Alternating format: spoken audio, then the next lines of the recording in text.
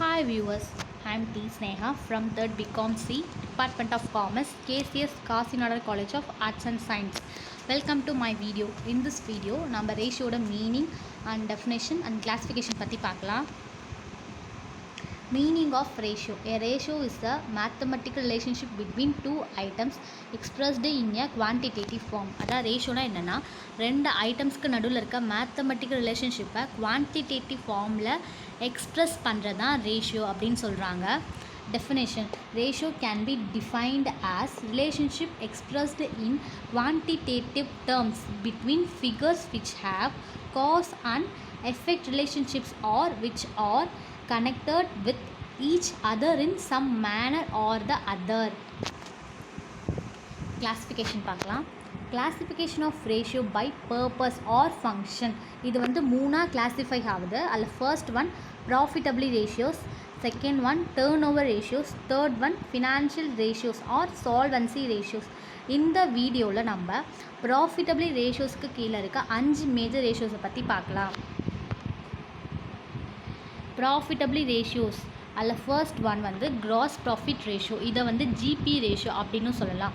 Cross profit ratio equal to gross profit divide by net sales into 100. இது எப்படி ஈஸியாக ஞாபகம் வச்சுக்கிறதுக்கு ஒரு வழி என்னன்னா கிராஸ் ப்ராஃபிட் ரேஷியோ அதில் இருக்க gross profit divide by net sales into 100. இது மாதிரி ஈஸியாக ஞாபகம் வச்சுக்கலாம். இதுக்கு எக்ஸாம்பிள் ஒரு சம் பார்க்கலாம். Calculate the gross profit ratio from the following items. Sales 10 lakh, sales return 1 lakh, cost of sales 5,85,000. Answer பார்க்கலாம். Net sales equal to sales minus sales returns. ஏன் நாம் இங்கே நெட் சேல்ஸ் கண்டுபிடிக்கிறோன்னா ஃபார்ம்லாலே தெளிவாக கொடுத்துட்டாங்க. Net sales gross profit by net sales.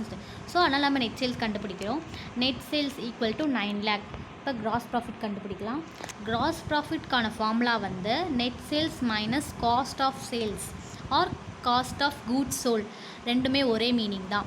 9 lakh minus 5,85,000 equal to 3,15,000. இதுதான் gross profit. இப்போ நம்மக்கிட்ட நெட் சேல்ஸும் இருக்குது, கிராஸ் ப்ராஃபிட் இருக்குது. ஸோ ஃபார்முலாவில் சப்ஸ்டியூட் பண்ணி நம்ம கிராஸ் ப்ராஃபிட் ரேஷியோக்கான ஆன்சர் கண்டுபிடிக்கலாம். Gross profit ratio equal to 3,15,000 divide by 9 lakh into 100 equal to 35%.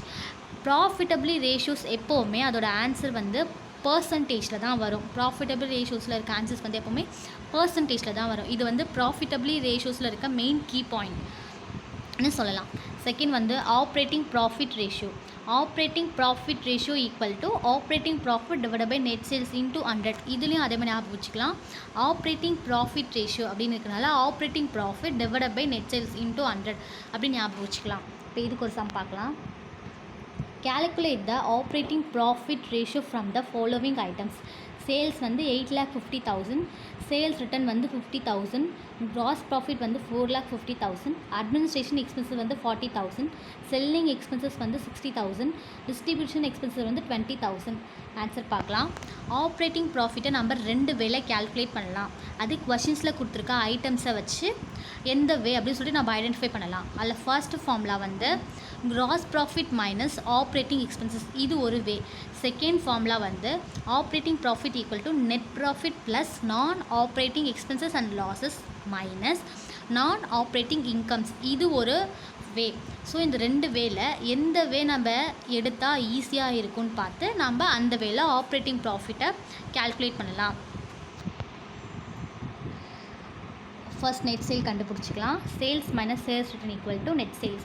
So 8,50,000 minus 50,000 equal to 8 lakh. இதான் net sales.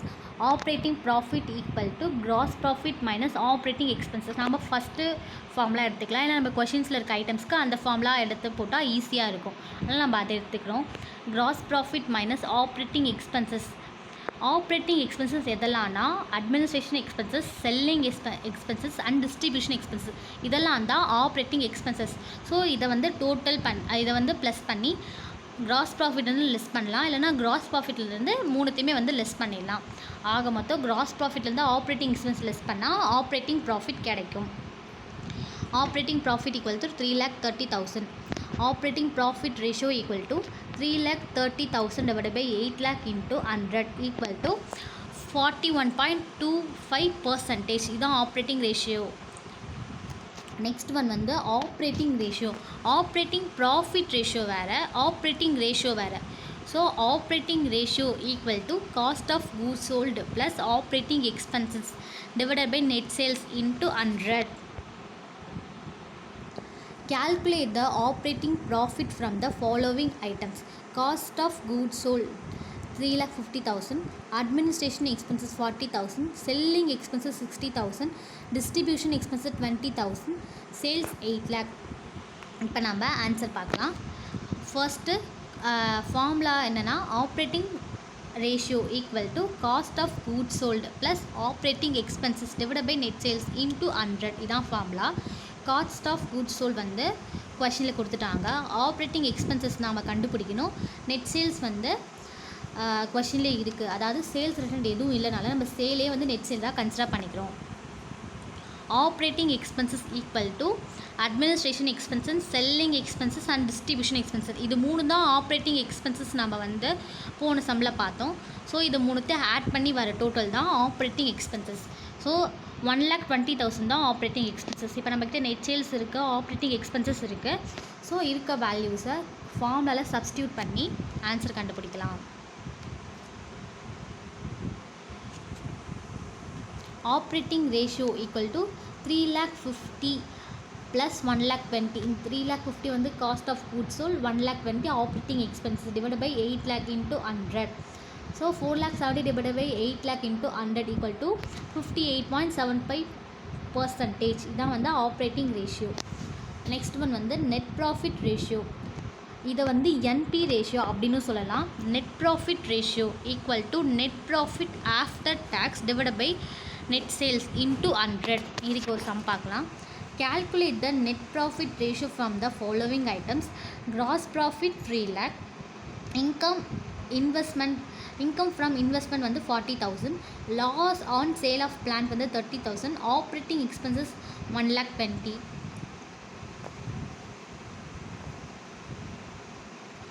Provision for tax வந்து 50,000, சேல்ஸ் வந்து 5 lakh. ஆன்சர் பார்க்கலாம். நெட் ப்ராஃபிட்டை வந்து நம்ம 2 வேல ஐடென்டிஃபை பண்ணிக்கலாம்.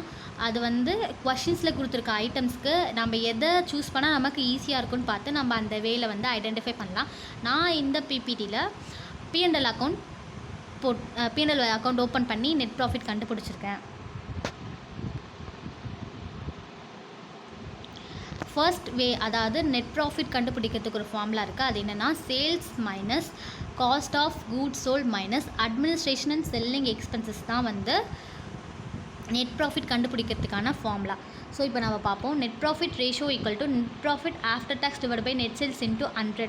நம்ம நெட் ப்ராஃபிட் கண்டுபிடிச்சிட்டோம். அதில் வந்து நெட் ப்ராஃபிட் வந்து 1,40,000 divide by 5 lakh into 100 equal to 28%. இதான் நெட் ப்ராஃபிட் ரேஷியோ. இப்போ வந்து நம்ம லாஸ்ட்டாக இருக்க எக்ஸ்பென்சஸ் ரேஷியோ பற்றி பார்க்கலாம். Expenses ratio equal to specific expenses divided by net sales into 100. இதுக்கு எக்ஸாம்பிளாக ஒரு சம் பார்க்கலாம். Calculate the expenses ratio from the following items. Sales 8 lakh, selling expenses 60,000, distribution expenses 20,000, administration expenses 40,000, finance expenses 30,000. Answer பார்க்கலாம். Answer பார்க்கறதுக்கு முன்னாடி expenses ரேஷியோனா கொடுத்துருக்க expenses divided by net sales into 100. இதை சிம்பிளாக எப்படி ஞாபகம் வச்சுக்கிறது அப்படின்றதுக்கான ஒரு கீ பாயிண்ட் மாதிரி. இப்போ எக்ஸாம்பிளுக்கு அட்மினிஸ்ட்ரேஷன் எக்ஸ்பென்சஸ் ரேஷியோ கேட்டிங்கனாங்கன்னா administration expenses divided by net sales into 100. இப்படி தான் நம்ம வந்து இதை ஈஸியாக ஞாபகம் வச்சுக்கலாம். So first one administration expense ratio தான் equal to administration expense divided by net sales into 100. நான் சொன்ன மாதிரி அந்த எக்ஸ்பென்சஸை மேலே போட்டு divided by net sales into 100ன்னு போட்டிருக்காங்க. இதான் அதோட formula. So 40,000 divided by 8 lakh into 100 equal to 5%. Selling expenses ratio இதுவும் அதே மாதிரி தான். Selling expenses divided by net sales into 100. 60,000 divided by 8 lakh into 100 equal to 7.5%. Distribution expenses ratio divided by net sales into 100.